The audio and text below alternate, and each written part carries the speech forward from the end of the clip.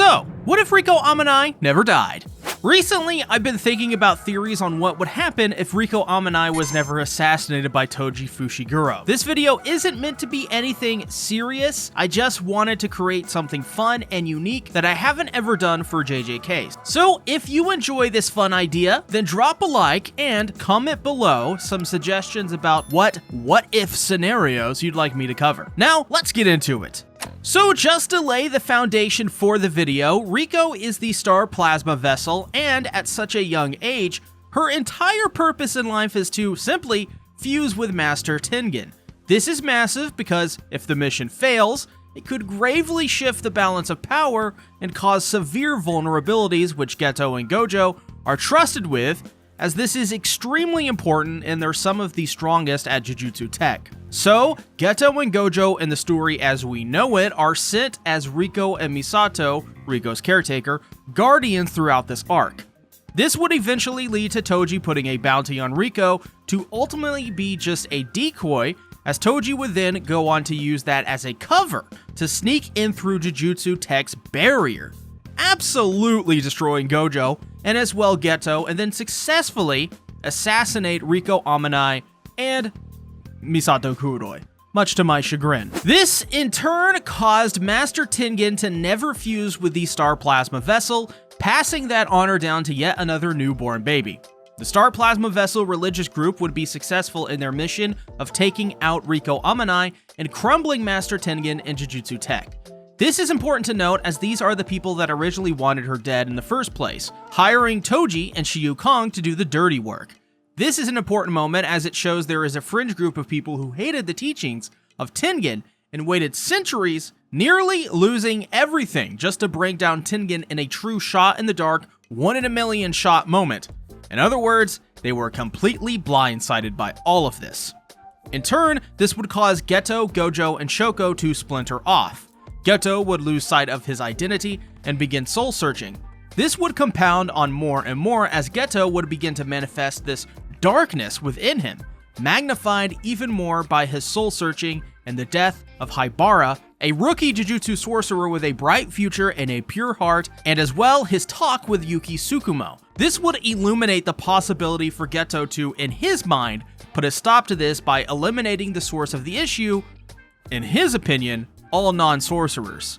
After all, it was mere humans who put out the hit on Riko Amanai. This would lead to Geto's ultimate betrayal of Gojo and Jujutsu Tech as he'd go on to slaughter 112 villagers and even his own parents on a mission to commit genocide against every non-sorcerer. He'd also begin to form his own team, starting with 2 twins who were locked up in said village that he'd taken under his wing. Basically, the death of Riko Amanai would lead to the creation of Jujutsu Kaisen's great antagonist, Geto. So, beginning to outline the scenario in which Rico survives, I immediately knew, generally speaking, what would be changed. Rico, of course, would survive when arriving at Jujutsu Tech, as she would be safe and protected by Geto, while Gojo would deal with Toji. Gojo would survive Toji and never be defeated by him, as this is key. One of the reasons Toji was able to do what he did was because he outsmarted and got past Gojo. The moment where Toji goes to stab Gojo repeatedly like he did in the anime, he instead blocks the attacks outright and instead is able to catch Toji's attacks and uses either Technique Blue or Red, most likely Red as a counter immediately afterward. This is because, in my opinion, I would have Gojo and Geto immediately know this mission is too easy and not to get too cocky, just because they're the strongest. I would have Geto's conversation with Kuroi about this expanded upon as well, as Geto would take note of this and decide to err on the side of caution, warning Gojo to seriously not get too cocky and overzealous and realize something is not connecting here. They'd take note of who would put out the hit in their reasonings for it and why the people who've come after them so far are basically weaklings.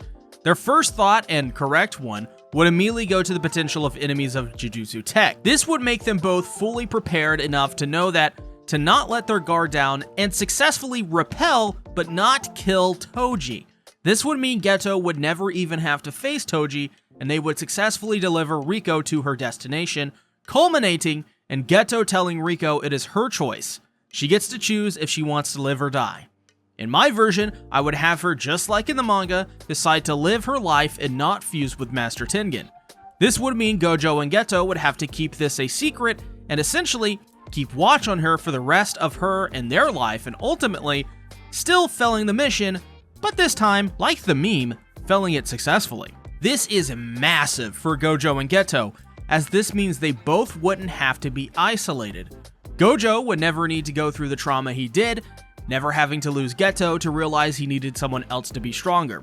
As well, the successful defeat of Toji would teach him how to better deal with Toji in the future, and always keep his guard up against him and the potential of other people having heavenly pacts, which would also in turn make him much stronger. Geto also would never be isolated and never would be decimated by Toji. This is actually the biggest effect in this theory because Geto would essentially never become the central antagonist of JJK because of this. He'd never have to go on a soul search, he'd never have to talk with Yuko Sumiko, and he'd never be permanently broken by Haibara and Riko's death.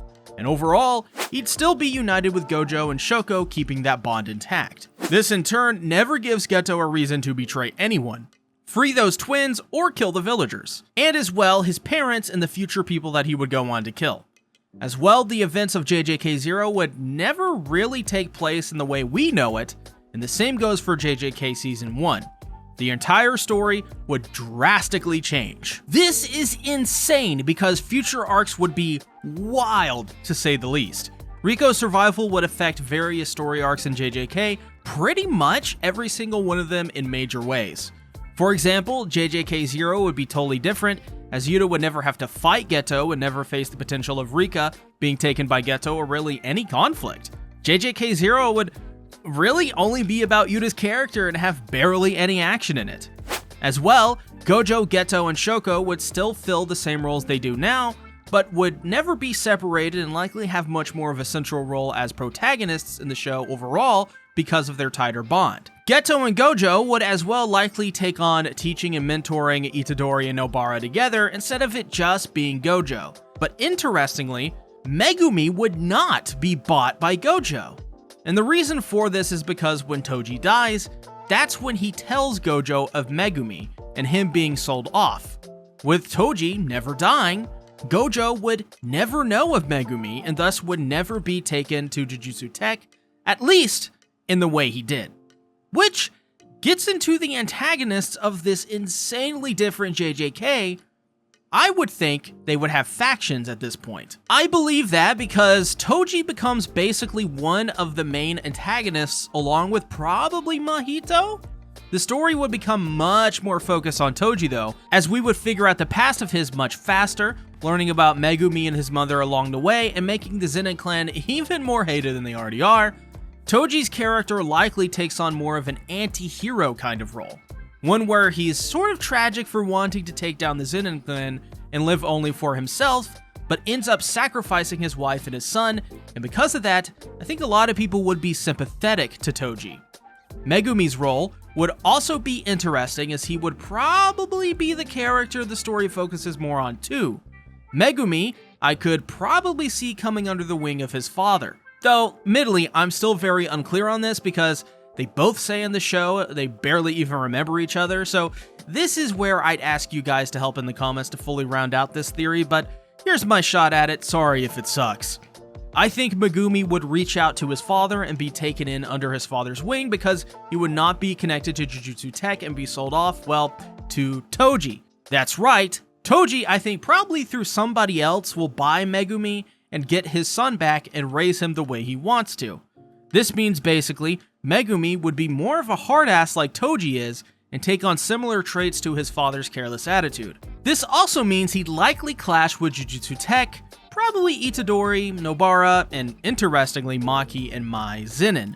But once again, please help me out on this one, I'm a little bit shaky on this part of my theory. Now, the main antagonist in the traditional sense would be Mahito, but would be more one-dimensional. This is because the mangaka of JJK stated he intentionally made Mahito evil with no redeeming qualities or any justified reason for him doing what he does.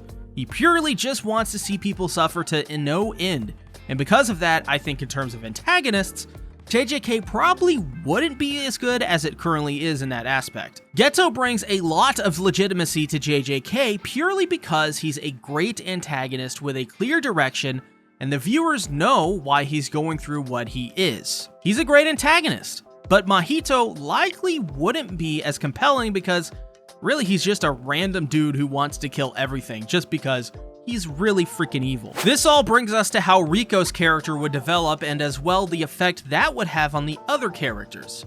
Riko's character, I think, would likely just remain the same in all of this. She would still be her rebellious, spunky self with Chunibyo tendencies, but instead of being assassinated, she would live out the rest of her life happy, and Misato Kuroi, her caretaker. But that in of itself leads to a really unique situation. With Riko choosing not to fuse with Master Tengen, she would likely live the rest of her life protected by Geto, Gojo, and Misato, as the three promised at one point to protect her at all costs, no matter her choice of choosing to live or to fuse with Tengen. Besides that, however, I don't think we'd ever see her story play out again in the series, and she'd go away. This is because in the original story, Riko's purpose here was only one, which was to basically die so that Gojo and Geto would go on the paths that they would and create Geto as the antagonist. Without her dying, none of that is set in motion, and her character just happily goes off into the sunset. Riko may be a very important character, but her actual character was just very basic and simplistic with no room to really move or grow. She was rebellious, but family-loving, school-loving, good girl that was innocent and pure, which in turn is what made her story so shocking and tragic and made us hate Toji and made Gojo and Geto break. How can someone so innocent like Toji murder someone so bright and pure? On top of that, she can't fight, she has no special abilities or special character traits that would make her fit into the show's themes and other characters that are already established. As well, she couldn't just become a student at Jujutsu Tech because it's that very organization that needs her to fuse with Tengen to remain at full operational capacity. Really, there is just no room for her beyond her initial role. That being said, I pose the question to you guys. Do you think if Riko survived, would she have a huge effect on the plot as we know it? As well, what do you think about my proposed changes to the story, and if you think they are accurate? I love to hear your thoughts below, as this is just a theory, and that's the fun of theories, hearing what other people think will happen. As well, please suggest any future what if videos I could do for JJK that you'd like me to cover. It could be anything. For example, maybe what would happen if Gojo betrayed a Jujutsu Tech instead of Geto. If that sounds like a fun idea, then be sure to like, comment, share, or subscribe, and as well consider becoming a patron where you'll get access to my arc by arc One Piece reviews, which soon my 2-hour Arabasta review will be coming. Oh, it will. Thanks for watching. Bye-bye.